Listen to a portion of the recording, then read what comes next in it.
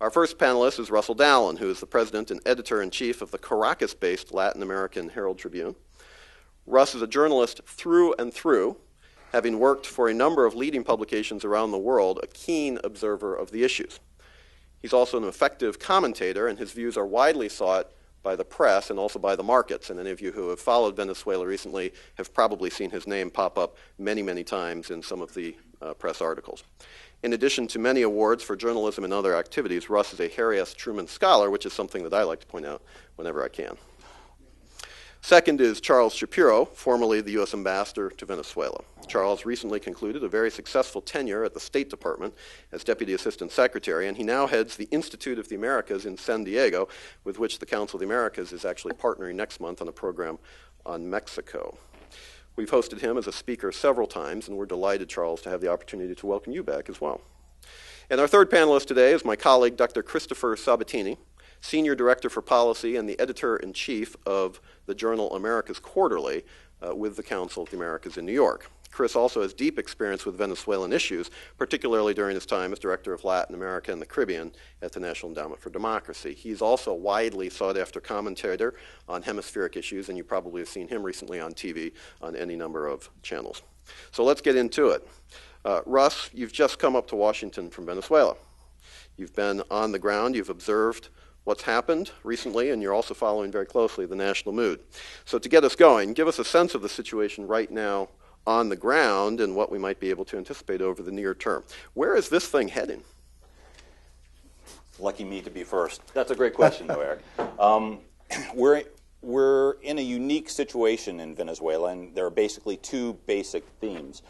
One is what I call the Schrodinger's cat scenario, and that based on what Erwin Schrödinger, an Austrian physicist back in 1935, he fled Austria because of the Nazis and went to England and Ireland, but he produced an experiment based on whether a cat was alive or dead in a box, and you didn't know, and it could be in both. In this case, we don't know whether Chavez is alive or dead, and that greatly affects what we're seeing last week. We haven't heard from him, as Eric noted, well, in 35 days. I mean, imagine President Barack Obama not being in touch, not even a picture or proof of life for 35 days. It's an amazing scenario. And the quasi-inauguration that we had last week on the 10th is kind of a surreal addition to that Schrodinger's cat theory, because Chavez didn't even bother to call in. And you know he would have been there if he could, or he would have at least sent a voicemail or called into his favorite station. None of those things happened. So you've got that on one hand, and the additional tension that there's no place for the opposition to go. They've gone to the Supreme Court. The Supreme Court, we have a problem with labels in America. When we think of labels, we automatically assume that everything in that label is the way everything it is across the world. Well, sadly, in Venezuela, it's called the Supreme Court, so we think it's equal to our Supreme Court here with all its flaws. But in Venezuela, they were all appointed by Chavez. So it's not exactly that they had, a justice that was appointed by a liberal majority or by a conservative majority. They have a number of justices, and they were all appointed by Chavez and have been weeded out through the years if they're not loyal to the president. So you have a situation where the opposition has no place to go. At the same time as that one thesis where you have an opposition that's kind of trapped in this surreal situation, you have a second situation where, because the president is gone and they've established kind of an imperial presidency in Venezuela, some would dare to call it a dictatorship, but he is elected, maybe perhaps an elected dictatorship. At any rate, nothing gets done without President Chavez. So you have a second scenario where you have a president that's been ill and in his fourth operation for the past 18 months. And with everything having to go through him and everything being done in reliance on what he says, or only happening when he says, you have an economy that's spinning out of control. Right now, they have a shortage index that's hit 16% this week. Last week, just to get personal, I had to go to 3 places to get toilet paper. They have no Costco. Well, actually, they did have a company like Costco called Macro, but they nationalized that a few years ago. So anyways, there's no eggs, there's no milk, there's no harina pan, which is the flour, the corn flour that is the basis for the the Venezuelan diet that they make arepas. As a matter of fact, I had hoped that we would have audio-visual capability, but when we moved, we lost that ability. But I wanted to show you some of, if you go to the Latin American Herald Tribune's website, you can actually see some of the people rushing when a store gets harina pan, the mad rush there is to go. As a matter of fact, it happens in my office when someone finds out that a store has something, milk or eggs or harina pan or whatever that they need. There's a mad rush, and all of the assistants and everybody just runs over to the store to try and get it because they go like that. So we have a shortage, and we don't have any way, and those two, there's no way to really resolve that yet, and so those two kind of problems could intersect for a very dangerous situation in the future. Charles, do you anticipate that with some of these trends coming together that the transition, to the extent it happens, because again, President Chavez may very well be alive and he may recover, he may come back. So do you sense that the transition, when it happens, and I put it that way on purpose, will be stable? Will it be smooth? What's the potential there for a little bit of some of the issues that Russell was talking about to really scramble things up? First of all, let me start off by saying there are people in the audience here who know more about Venezuela. I'm daunted to be talking in front of this crowd, and there's so many people here who know so much, and so I look forward to some of the questions coming later. I mean, the question about Venezuela is nobody knows what's going to happen. Nobody knows the health of the president. Nobody knows what transition means. Those of us old enough remember Saturday Night Live, and Generalissimo Francisco Franco is still alive, is still dead. What does that mean? What is quite clear is that Chavez is in really dire health circumstances right now.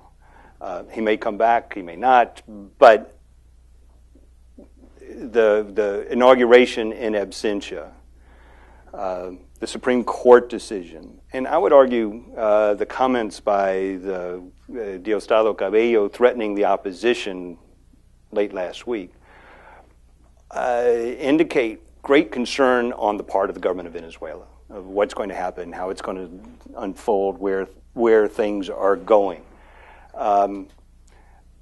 It strikes me, and again, this is me looking at, I've not set foot in Venezuela in 9 years, so I will defer to those of you who've got different views, but that it would serve the purposes of the government of Venezuela to have an election sooner rather than later. That they have just done very well in presidential elections and in the regional elections. That they are organized, and obviously they've got the organizing mechanism in the government to help turn their voters out. That the opposition after the presidential election, I think, took a deep breath and went to the beach, and they did very poorly in the regional election. And for them to be organized to run an election in the short term is going to be it has challenges. I mean, this is not in any way putting down the opposition, just saying that's a real challenge to get reorganized, to raise the money they need, to select a candidate and get going. And so it's going to be very difficult for them. I mean, so you've got this strange thing where you've got the opposition, which is outraged by a whole bunch of things, but there's no international authority that's going to say a Supreme Court, let's accept Russ's description of the Supreme Court and its independence or lack thereof. But there's no international body that's going to gainsay a decision by a Supreme Court of any country in the world. The OAS is not going to do anything. I mean, that's not what they do. So the opposition, I think, is rightly frustrated, but what they need to do is take that energy and focus on getting prepared to run a presidential election at some point, whether that's in a month or 2 months or 6 months, but they need to be ready to go.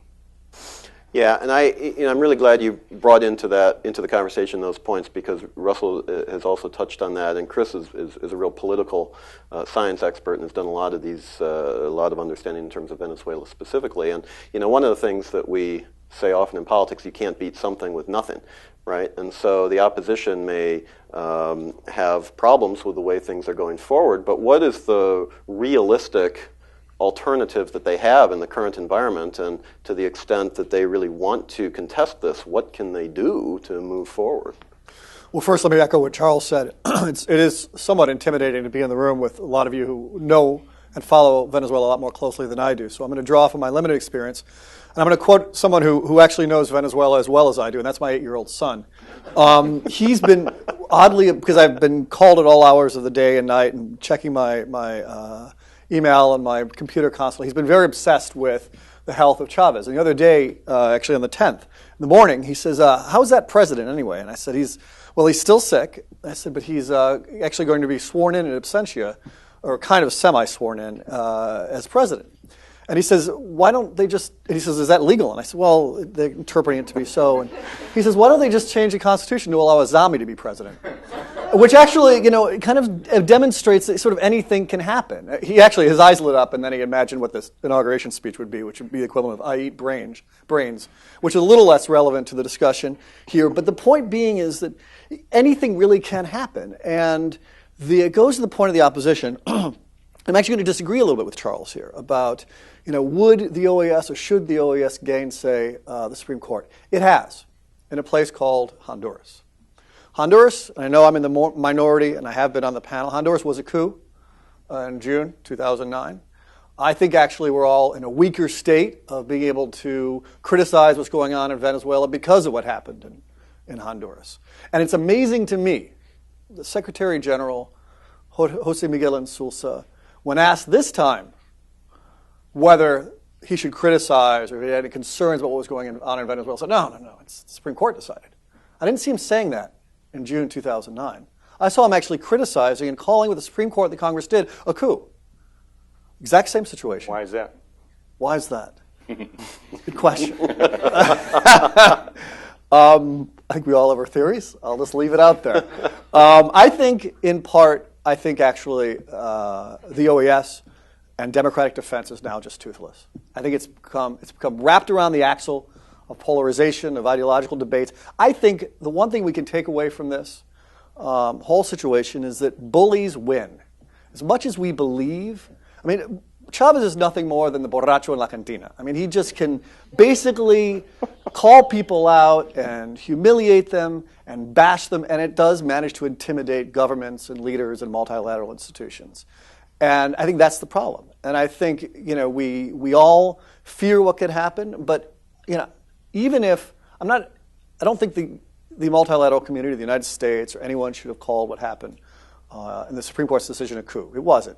But the fact that no one actually dared raise any questions about the levels of polarization in Venezuela, what this meant for respect for the letter, if not certainly the spirit of a constitution, what this meant for the potential for conflict, was, I think, very sad. And worse, this is a government that is very good at sort of gaming the system, at always staying a few in shades of gray. By that, I, of course, don't mean the cheesy novel.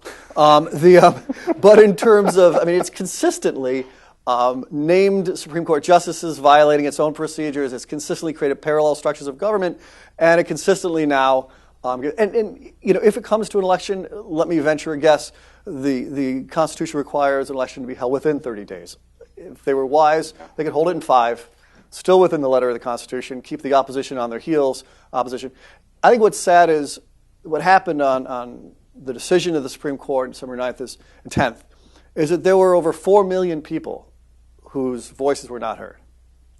We're not talking about, the people that were sworn in only represented roughly about 55% of the people. As Chavez. If Chavez is the people, he's only 55% of the people. And that's the problem. And the problem is they're gaming it once again. If anyone saw the declaration that was signed by the dignitaries who went to the so-called swearing-in march, whatever, They issued what was called the Declaración de Caracas. For those of you who don't speak Spanish, that's the Declaration of Caracas. That's pretty good. Thanks. Yeah, I've worked on it. You're fluent. Yeah, no, high school Spanish paid off. But what it said was that it basically upfront said that these countries would not tolerate any intervention in Venezuela's sovereignty. And that, I mean, first, and that they were going to prevent any coup. Well, first of all, no one's talking about a coup. We know that this is a common trope that they use to keep everyone at bay. But second of all, what they basically allowed was a violation of over 40 years of international jurisprudence. National sovereignty is now declared as being popular sovereignty of 55% of the people. And that is not the way our international human rights system and our inter-American international human rights system has been built.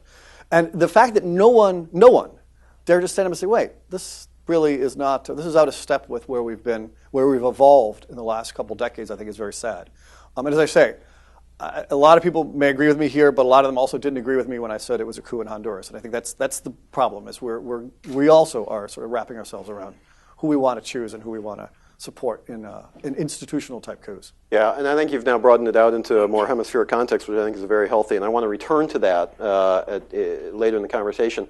But I don't want to leave a Venezuela focus just yet, and I want to come back to Russell. You know, there's a lot of speculation that Chavismo requires Chavez, and the question would be, is this something that you would agree with, or is the Bolivarian revolution or Chavismo, or call it whatever you would like, but is that sustainable even if President Chavez eventually does not come back to Venezuela, does not reassert his authority as president? Have the institutions of Venezuela been changed to this point that there is really no going back, or how would you see that type of scenario unfold?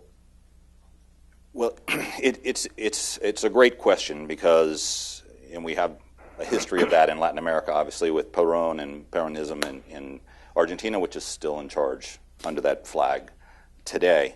So the question is whether the institutions and the way that the Chavez government has dominated and, if you will, corrupted the independence of the institutions will last past Chavez. And in the short term, it's clear that they will. Even if we went to an election, if they declare that Chavez dies tomorrow, which there's some rumor that they would do that actually going around now, but if Chavez were to be declared dead and they called an election within 30 days and the opposition won, beating a sympathy vote for the Chavez candidate, which is difficult after what we saw on December 16th in the governor elections that we just talked about. Chavez has 20 of the 23 governors. 11 of those 20 governors that were won by the Chavez party are former military officials, including 4 ministers of defense who are now governors of their respective states. Several of them are on the Office of the Foreign Assets Control drug kingpin list because of their work with the FARC. So we have a situation where people are in control of things, so that even if Enrique Capriles Radonsky was elected president in this election, he's the head of the opposition. He's the head of the opposition who ran against Chavez and got the 45% to the 55% that we're talking about. Even if he was to win, he still would have institutions that are controlled by the Chavez government, including the Supreme Court, which we've just pointed out, including the legislature, which is dominated by the Chavez government party, and every other institution through and through, and including PDVSA, because all of the opposition workers that struck in 2002 and 2003 were dismissed. So we have a situation where Chavismo without Chavez will go on, just because of the nature of the tail of the beast is so rooted in all the institutions that were indeed created and restructured by Chavez. So, but at some point, that momentum actually runs its course unless there's something beyond an individual to sustain it, like an idea or a consciousness of in some way. Charles, you were ambassador during a time when this really began to take root in Venezuela. Is this whole idea of a new society, a revolutionary approach, call it again what you will, But is that really rooted at this point in the Venezuelan consciousness, or is it a matter of politically the institutions have been reformed? Because if that's the case, they can presumably change back or not, but that's a political issue, not more of a social issue. Give us a sense of how that plays out in the Venezuelan context. That's a great question. I mean, what Russ is talking about is sort of an inertia of motion. I mean, you've got this underway and moving ahead, and how long will it go without the charismatic, messianic figure of Hugo Chavez? And a lot of people in this room have written about that, and I don't know how you measure that, but I do know this, and that is that Chavez did get 55% of the vote. The opposition has not claimed that that vote was not fair. I mean, let's assume, just like any election, that there was something. There were no international observers, but okay. Basically, I think that reflects the huge popularity of Hugo Chavez. I mean, this is an extraordinarily polarized society. I don't think. I mean, we've just gone through a polarizing election in this country. I mean, I've never seen the degree of fervor on both sides as I have seen in Venezuela. And the opposition, the non-Chavismo forces have got a huge challenge. Is how do you get a majority of the vote? Just like any opposition party any in the world. How do you get a majority of the vote? How do you appeal to people who are persuadable? And the most recent elections in December, they actually lost seats, lost governorships. So even from the presidential elections in October. Right. I mean, I don't want to go through the economic history of Venezuela. I mean, I'll be glad to afterwards if anybody really wants to know. Is that for credit? Yes. There'll be a quiz. But, I mean, the real issue is for that percentage of the population which felt rightly or wrongly excluded, and Chavez became emblematic, somehow was able to communicate that he represented those people. He's hugely popular. He's able to hit that and to get people to turn out for him. Okay. Now, will that continue without Chavez? I mean, Nicolas Maduro, the appointed successor to Chavez, is not charismatic. I guess you can develop charisma, but I mean, so far you don't see evidence of that. He is the guy who's been anointed by Chavez. So that, does that carry on for one election? Does it carry for two elections? Does it carry for no elections? And that's the issue that people are debating and arguing and trying to calculate. And that's why, if one were the opposition, and I am not, the opposition has to figure out how do you come up, how do you appeal, how do you get those votes? And I think Capriles Radonsky did an extraordinary job in the presidential election, campaigning across the country, going into barrios and areas where the opposition had been warned not to go, at some risk to himself. Did better than the opposition has done in a presidential election. I mean, it made a Herculean effort and got 45% of the vote. That's fabulous. 45% is not a majority, though. That doesn't win an election. Yeah. No, thank you for clarifying that. And I think it's a daunting task for anybody who wants to be the leader of a country, particularly in these circumstances for the opposition to think in terms of what it would take to do that. Well, we've talked a lot about the opposition. Let's talk a little bit about the Chavismo, the Chavista movement, Chris. Are the Chavistas unified? I mean, we've talked about Nicolas Maduro, but are there others perhaps who may once President Chavez is no longer able to return, who may also try to assert their own authority? How do you see that play now? Well, first let me say about the election, the presidential election and the gubernatorial elections. Yes, Chavez won 55%. They were free elections. I wouldn't say they were fair. I mean, by the high water mark of election observation standards, the Venezuelan elections would never have held up. I mean, let's say the 2000 elections in Mexico or the 2000 elections in Peru, the sorts of blatant patronage and coercion of voters and little subtle games would not have passed muster in the international election observation community. Again, that's an indication of how much the standards have sunk. He got his 55% of the vote. I think we need to accept it. But I think we need to also recognize that, and that is also part of the problem. Yes, the opposition has to unify. Yes, it has to come up with a coherent platform. Yes, it has to address the needs of the poor. But it also, having the powers of incumbency are particularly powerful in Venezuela as opposed to other places where there are much greater controls on the use. I mean, supposedly public spending increased by 20% in 2012, and that wasn't just for healthcare expenditures. On the issue of Chavismo, Russ made the comment that it's kind of like Perón. I often disagree on that point in the sense that, I agree in the sense that Argentina after Perón was permanently changed. There's no going back. I disagree in the sense that what made Peronism fundamentally different than Chavismo was Perón knew how to build institutions. He basically consolidated unions and created the CGT. He created through a whole series of import substitution industrialization organizations and corporatist groups. He created the Partido Justicialista. In that, he embedded the CGT. Chavez has done none of that. He's done none of that. Attempts to intellectualize Chavez's sort of semi-democratic regime, I think, sort of missed the mark. This is really basically government by fiat, by personalized fiat.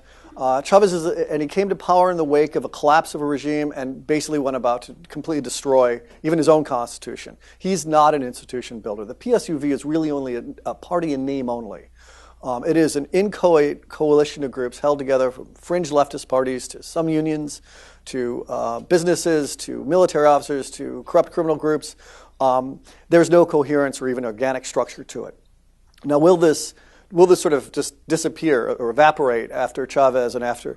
I think it's difficult. I don't think it will. I mean, I think, again, Chavismo will remain as sort of a mystic time. And certainly, there were pretty heady times in Venezuela. I mean, basically, oil went from Venezuelan crude went from about $10 a barrel to 100. Oil generally went from 20 to 120. There's a lot of $1 trillion windfall by most accounts that people will still remember, much like Perón during the post-World War II when commodities had boomed, or during World War II, as the heady days of Chavez. It will be difficult to expunge. But, you're looking at a lot of fractions. Now, I think a lot of people are believing that Diosdado Cabello and other fractions, Nicolás Maduro, are already at loggerheads. I don't think that's the case. I mean, I think it's, these guys, they know. They either hang separately or they hang together. And I think it's difficult to believe that they are going to already start to fragment when there's so much on the table and there's so much at stake. Mm-hmm. So I think people are already trying to figure out what these fractions are. It's difficult. Now, I think the real test will come, and I don't think it's a jump to say that should Chavismo win a new election, if it's called, then it has to face a difficult economic task. It needs to devalue. It's facing inflation of 20%. It's facing a huge fiscal deficit thanks to the patronage of last year. Then you're going to start to see a lot of the chickens come home to roost. And then you'll start to see it break apart. Especially, and this is actually very similar to Perón after basically Perón was forced to engage in a austerity package in around 1952 until 55. And that's what basically got Perón kicked out. And then, of course, after 1974, when he died, you began to see that again, that sort of internal battle. Then you'll start to see that fraction happening, but not until then. Yeah, and that's a perfect segue because I want to bring it back to Russell from the economic question. We've talked a lot about politics. We've talked a lot about Constitution, institutions. We haven't talked a lot about the economy, although we've all alluded to various aspects. And so let me ask you to take off your journalist hat, Russell, and put on your markets hat. And just ask you a simple question. Is Venezuela a buy, a sell, or a hold? Wow. Well, I think what we're going to see in the short term is a great deal of turmoil. There's a lot of uncertainty. From the market's perspective. Yeah. Yep. And capitalism capital flees uncertainty. So right now in Venezuela you have uncertainty because nobody knows what's going to happen. Nobody even knows if Chavez is alive or dead or just on life support. Although we did hear from his brother yesterday that he's not in a coma. So that was really helpful. So we know, we thought he was either in a coma or on life support, so now we know he's not in a coma.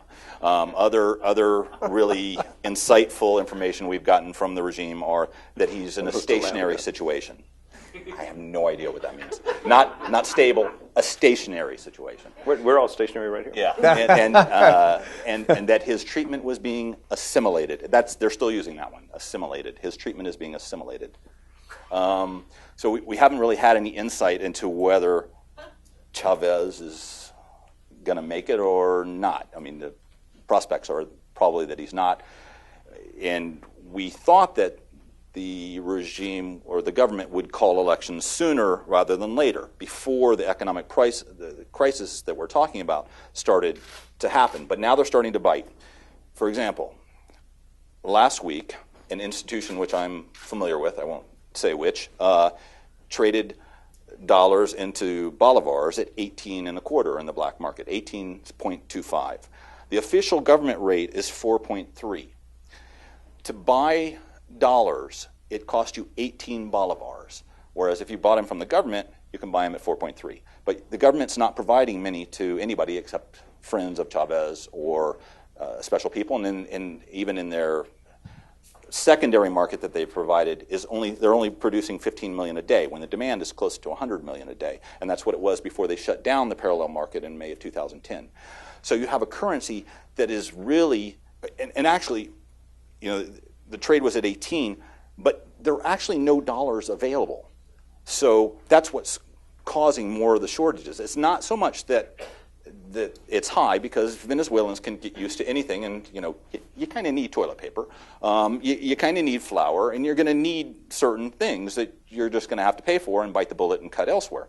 But the problem is that there are no dollars, so suppliers can't order things and even bring them in. So and until someone takes the helm, you've got this rudderless state that's being run. And this is sticking in people's throats in Venezuela from Cuba.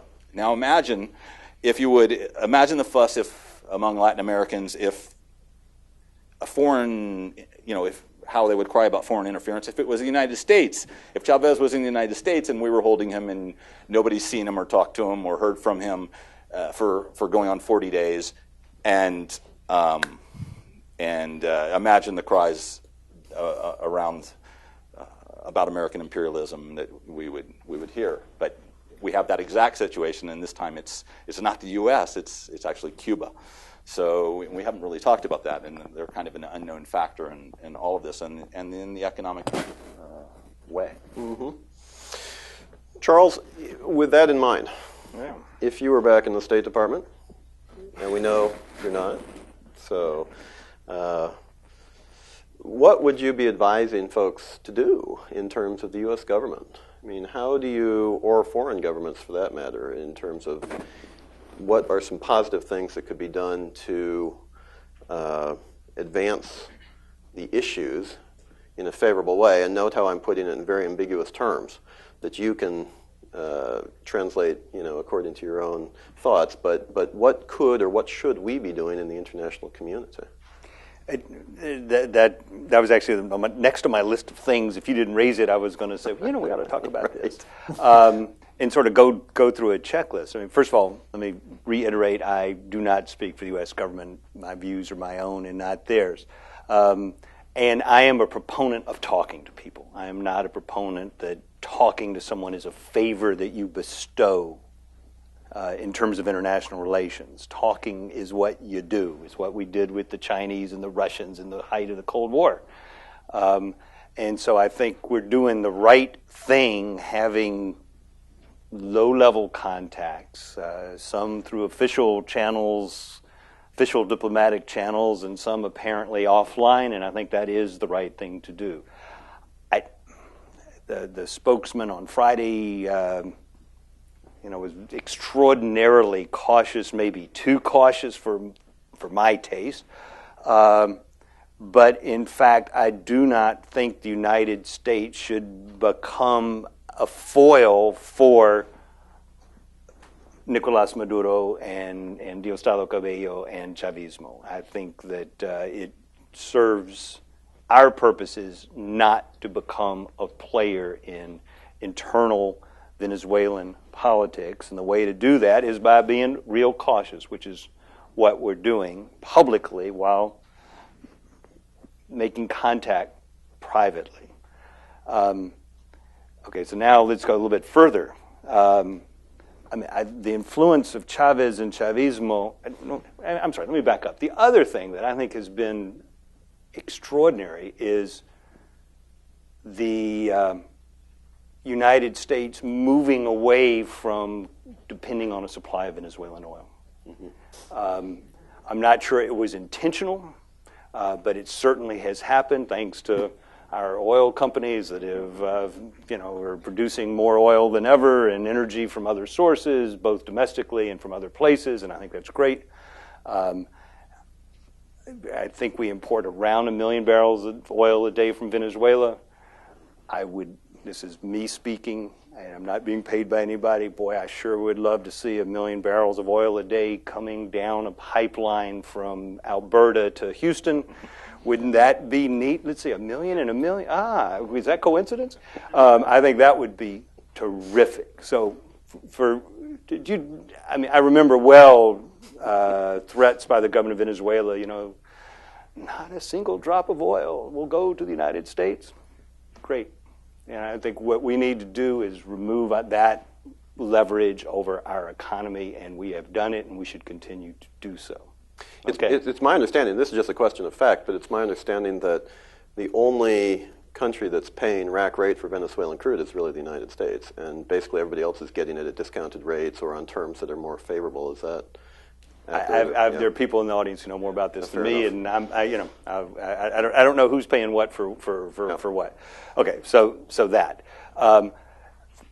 Venezuela is subsidizing Cuba and the Cuban economy at the rate of $4 billion a year out of a $60 billion economy. If I were the Cubans, I sure would like that to continue, and I would do everything I could to get that to continue. I think the influence of Venezuela and of Chavismo is waning. It hit a high water mark and is receding, and I think that serves certainly the purposes of the United States. And I think that's fine. And if I were the people, listen, I don't blame the countries that are receiving subsidized oil shipments from Venezuela. I mean, I would love for somebody to subsidize, the things that I need to buy. That's in their own self-interest, and but they need to be thinking about what's going to happen. Because let's go back. If you take some of the data that Russ and Chris have talked about on the economy, and you are the next. You are the government of Venezuela. I mean, the easiest places to cut back are in the oil you're giving away. And so if I'm the recipient of that oil, I'd be worried right now. Mm-hmm. That's just, in the self-interest of the government of Venezuela, if you've got a deficit,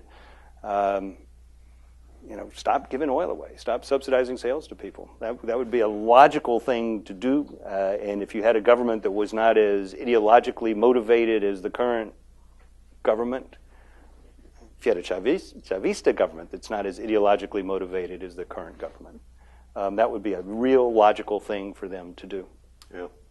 No, thank you for those comments. But before I go to Chris for the last question this round, I want to mention that after that we'll be going to the audience for some of your questions. We'll have circulating microphones so you can be thinking about the questions. Hopefully this conversation to this point has been sufficiently provocative that you'll have a number of questions, and we can go into the procedure for doing that, but just to give you a heads up that that's coming shortly. Chris, back to you for really a continuation of where Charles left his comments, but I want to press it just a little bit further. You've talked about the democracy side. Charles also mentioned that he doesn't think that the United States would want to provide a foil for anybody in Venezuela, which is frankly something I agree with.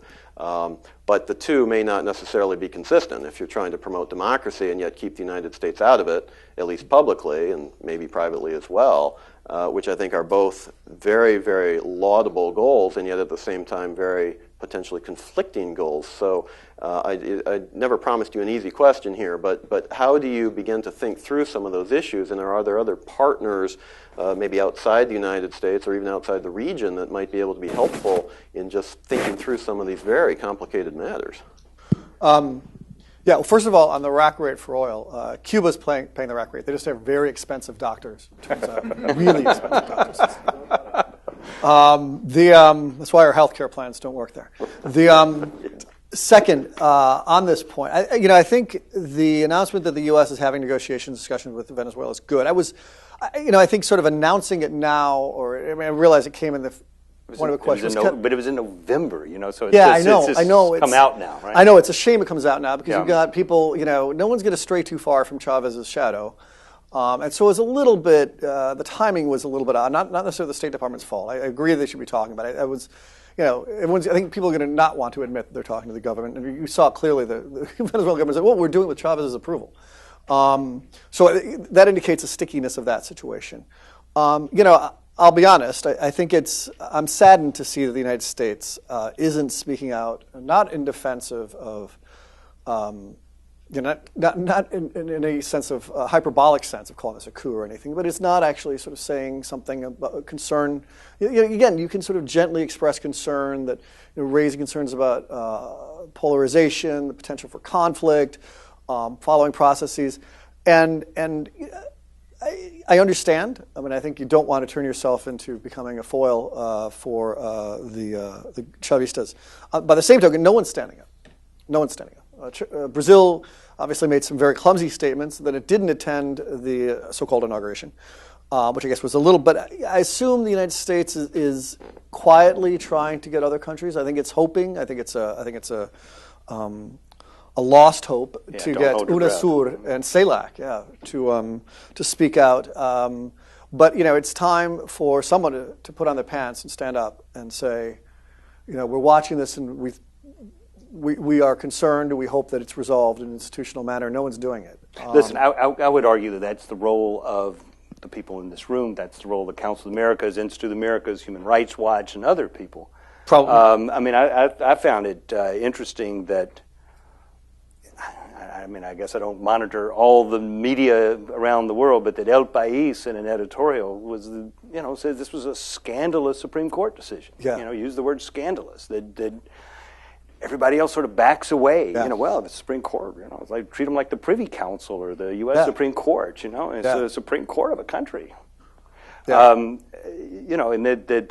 that's where non-governmental voices can speak out stronger than businesses that have their business to be concerned about and countries that have their own more narrowly defined national interests to be concerned about. Yeah, I agree. Although I do think there's something to be said for the prestige of diplomatic sort of expressions, and I think a friend of friends of Venezuela, even friends of the Venezuelan Constitution, friends of Bolivarianism, could speak out and say something around Colombia, Brazil. Well, there was a group, Friends of Venezuela, in the U.S. Congress, which didn't go so far. Didn't go so well. Where are they now? Yeah, well, most of them are not in Congress anymore. Yeah. But with the passage of time. Yeah, and not for that reason. But not for that reason. And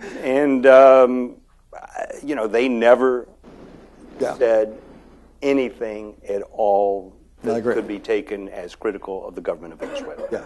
And I think that's an important thing to remember. To get people to speak out when you've got your own national interests to follow. The United States. If just the way it works, if the United States whispers something here, it becomes a roar in Venezuela. There's a magnifying impact, which the government of Venezuela, of course, uses. Likes to do that. They are, in fact, the magnifier. That's it. You're good? I'm good. Well, I apologize for taking so many it's okay. I apologize. Pretty much Are we allowed to talk about this? I don't see why not. That's the point, right? I have a lot of additional questions, but I know all of you do too. This has been, from my perspective, just a very interesting conversation, and a lot of things we could continue to explore. but let's see what's on all of your mind. We have circulating microphones, so what I'd like you to do is, once you've been identified, I'd like you to wait for the microphone, and also then identify yourself by name and organization. And if the question is directed to a particular panelist, please identify that person or direct it at that panelist. I really want to insist that these are questions, not statements or comments. So please limit yourself to questions, and we'll go right here, please. Valeria, we have right here. Thank you. I'm Ed Kadunk. I'm a retired USAID officer currently working in Honduras for the State Department. I have a question about... Is the microphone on? Can you hear?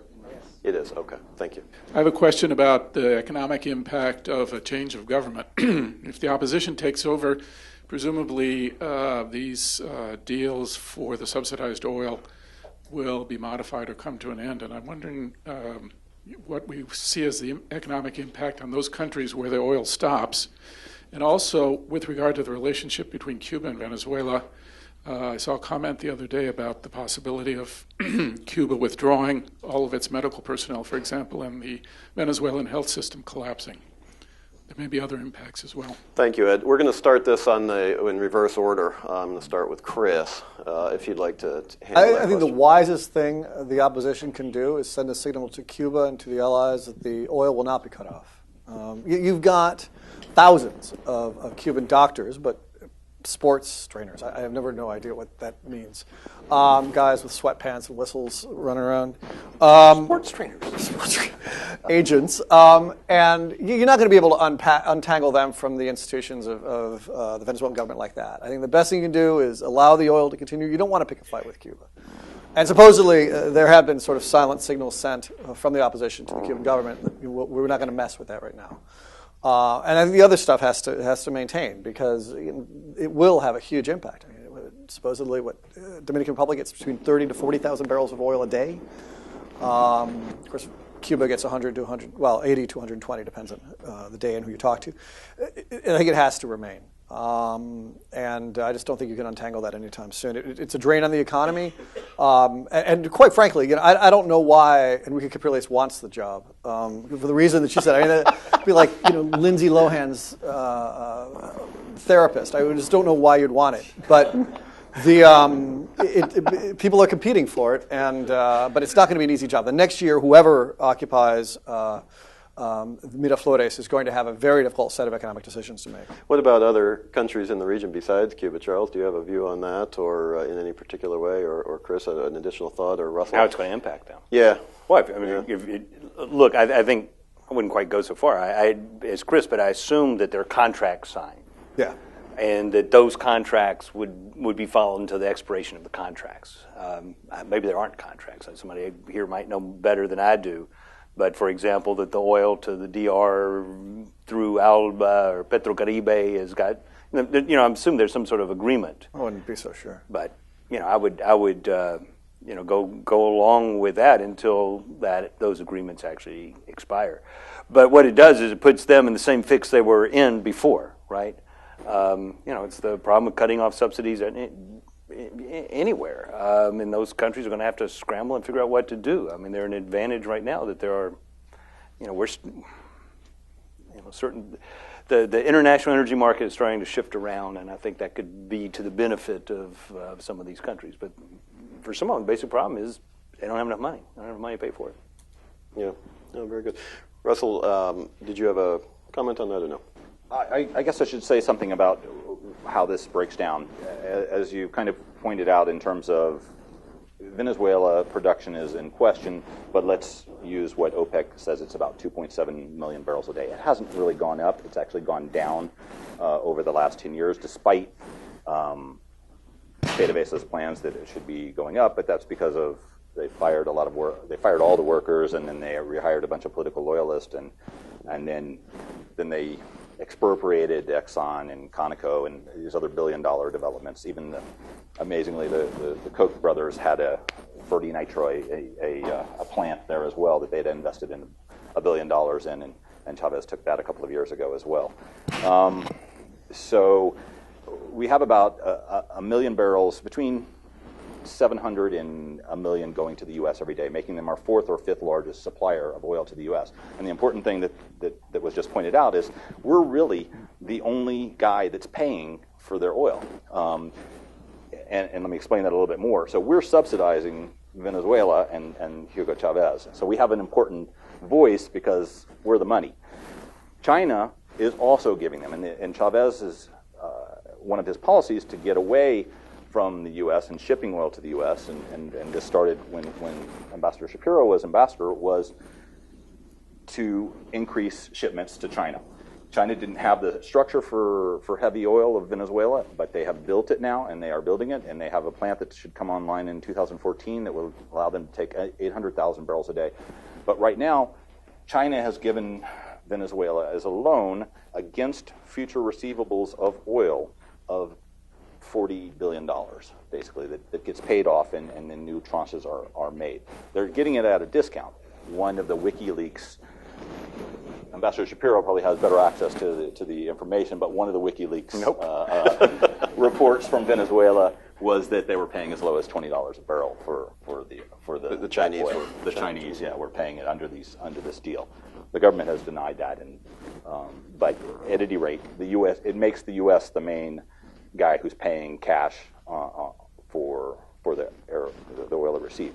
The other 400 to 600,000 barrels are going. 100,000 barrels a day are going to Cuba free. We talked about they're shipping doctors over. The Barrio Adentro program is basically gutted. A lot of those doctors are now practicing in the U.S. because they slipped away as soon as they were able to, or into other Latin American countries. So there weren't many doctors left. But it's also a labeling problem because when we talk about doctors, they're not. They didn't go to 4 years of medical school. Like they have basically EMTs, and that's who's basically staffing nurses and equivalents of what we call EMTs, emergency medical technicians, are staffing these barrio stations, and all they have is aspirin, a few other basic things. So it's a kind of deceptive label that we use. So that's what I want to clarify. Mm-hmm. Yeah. No, thank you. There was a question right here, and then we've got two, I think three, and we've got a bunch. So let's go right here, please. Thanks. Good morning, members of the board and distinguished guests, ladies and gentlemen.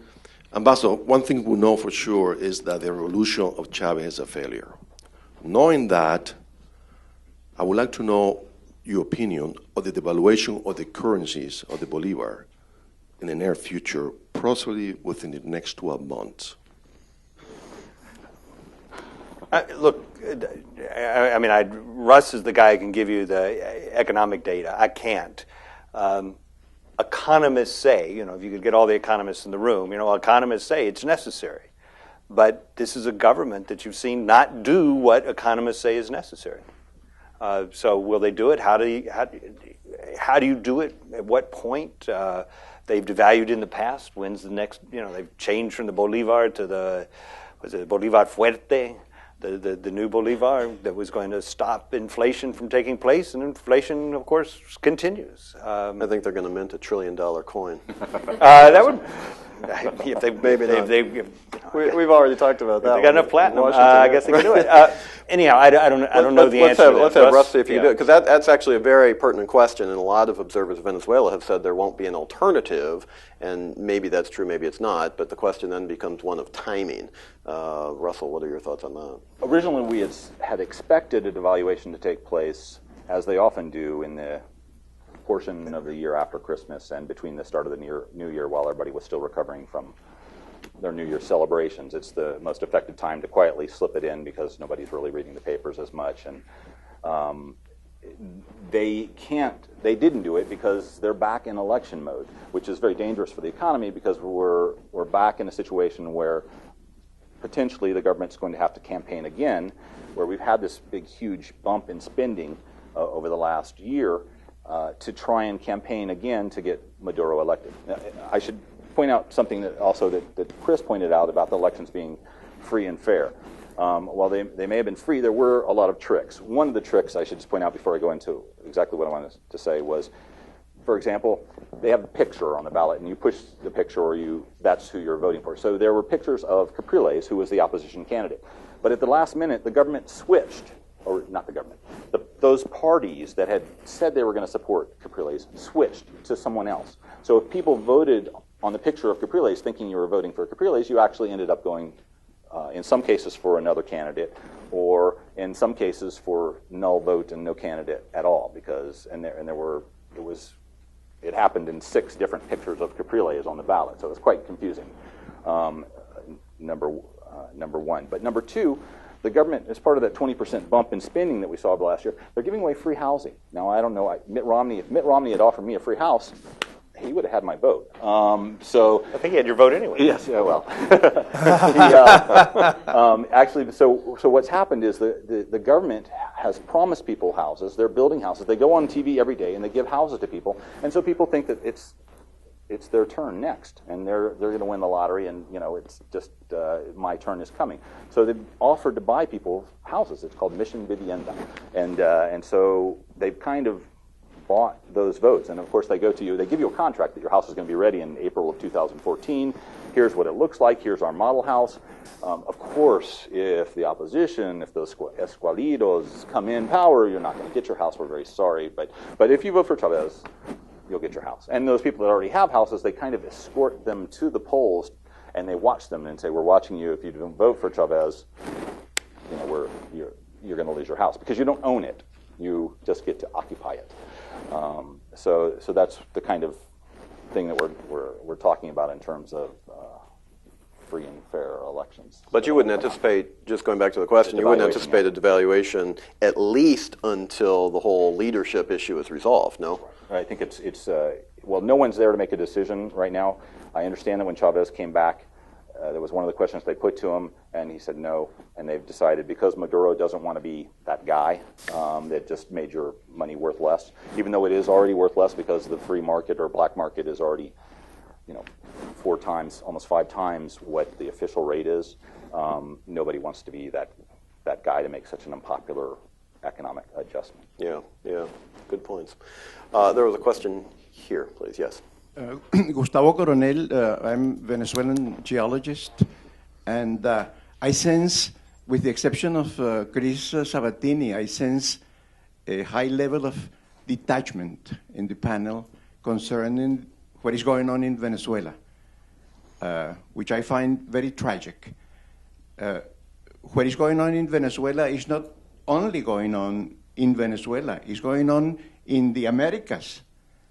And if you don't take it like that, you're probably prone to laugh the whole thing off. And I would find that very tragic. Whereas the Chavismo is very well organized, as we could see from the speeches made by 3 presidents in Caracas, Morales and Ortega and Mujica, especially Ortega in our own country, dare to call us putrid pieces of meat, vultures, whatever, on a paid trip by the Venezuelans. He insulted Venezuelans in Venezuela. So there is an organized effort in the Americas to attack ultimately, not Venezuela, the United States, which they see as the last bastion of democracy in the hemisphere. And if we cannot see that coming, we are in bad shape. Well, thank you. And let me ask Chris and Charles to perhaps respond to that. Let me put it. I was the one who was. No, I know you haven't. But, yeah, I was emoting. This is a diversity of views right here. But let me put it slightly differently. What's the Chavez legacy in the region? We really haven't talked about that, but we've mentioned, or the questioner just mentioned, 3 leaders, and perhaps others could be mentioned as well. But what's the legacy of Chavismo in the region? Is this a region-wide movement targeting the United States that sustains for a longer period of time? Is it a strategic threat? Maybe we could even put it that way in the context of the United States. It's a question. I think, first of all, Chavez's stock has sunk. He's not where he was, say, in 2005. I think people have begun to see that less as a model, and we're seeing sort of it's interesting too, sort of the Chavistas and their lobbyists sort of start to now talk more about the benefits of a Lula-type model or a Bachelet-type model now, whereas they didn't before. That was anathema to them. So I think that the Chavez stock is sunk in the region, but it's not. We shouldn't diminish it. I mean, his capacity, again, to destroy institutions, and not just in his own country, but regionally. The Inter-American Human Rights Commission, the OAS, the creation of sort of, let's say, institutionally challenged regional associations, to put it in a politically correct term, like UNASUR or like CELAC, really has served, at the very least, to sort of confound and confuse sort of what had been very well-established practices and ways of resolving not just internal conflicts of issues of human rights, but also intra-regional conflicts. And those have been completely, when at a time, let me just take one example. UNASUR unites in Bariloche to talk about the so-called expansion of U.S. presence in Colombia when there was good evidence of FARC camps in Ecuador and allegations of connections between the Venezuelan government and the FARC. And somehow the U.S. presence in Colombia becomes a topic of the meeting. I mean, something's definitely wrong. I think, I'm going to probably offend some people, but I do that a lot. Is what's happened is the attraction isn't as powerful as it was, but don't underestimate the power of buffoonery. And don't underestimate the power of sort of doing the sort of things that, as you mentioned, Gustavo, standing up and denouncing the United States, and rhetoric that most would find just ridiculous. But it has a certain amount of purchase, and it demonstrates that people do not care as much about institutions in the way they used to, and that's powerful. I don't think you're not going to see a wave of Chavista candidates sweeping across the region as we feared in 2005. But I do think that mark is going to remain a very much of I wouldn't say a veto power, but a very strident, powerful, popular movement within the region. Charles, a quick comment? I have no quick comments, only long ones. But a couple things. I mean, I agree with Chris that Chavismo has hit a high water mark and has receded. Please, I don't mean to project attachment about what's going on in Venezuela, but at the end of the day, it's Venezuelans who are going to resolve the issues of Venezuela, not foreigners, outsiders. We can have some impact on it, I suppose, but at the end of the day, it's Venezuelans who are going to resolve that. And so the issue is, how do you take that anger and fury that you feel, or I don't want to mischaracterize you, but how do people who are opposed to Chavez take that and channel it into a way that is going to change the situation in Venezuela? Chavez and Castro and the sainted Che Guevara, I mean, they touch a chord in Latin America that is there. But what I think is, in the last 5-10 years, is going to has touched a bigger chord and is much more important, is which countries are growing economically. Where's poverty dropping in Latin America? And if you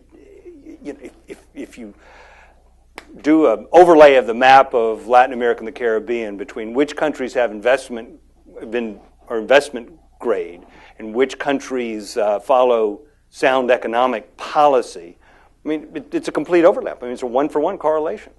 And so people have to be looking and say, oh my gosh, I mean, here, look at what's happening in Brazil and Peru with left-of-center governments, Chile with the right-of-center government, Colombia with the right, Mexico is on the verge of a huge takeoff. And so do you want to be stuck arguing about these issues of the past and looking for charismatic leaders, the same ones who some are less charismatic than others, the ones who gathered in Caracas? Or do you want to figure out how to move your countries and your political system and your economic system forward? And I think that's the real issue, and I think that's where it serves the United States to be playing in that field, in that argument.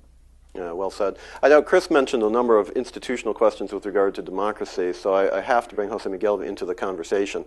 There's a question right up here, and I know we're getting a little bit pressed for time here, so we want to make sure that we end on time in deference to all of our viewers abroad. Thank you very much. Jose Miguel Vivanco, Human Rights Watch. Chris, I have a question for you about U.S. foreign policy, but not the bilateral relations with Venezuela. First of all, I'm not sure whether during the Obama administration we have seen human rights and democracy a real component of the foreign policy toward the region. Probably in other regions, in the Middle East and maybe in Africa, in Asia, the component is pretty clear. For Latin America, I don't see the strategy. I don't see the relevance. Now, you have mentioned several times the OAS. One of the reasons why that Secretary General Jose Miguel Insulza explained that he has no role in Venezuela or in the similar countries in Latin America or crises like this is because he's just a servant, an employee of an organization that if nobody step in, nothing happened.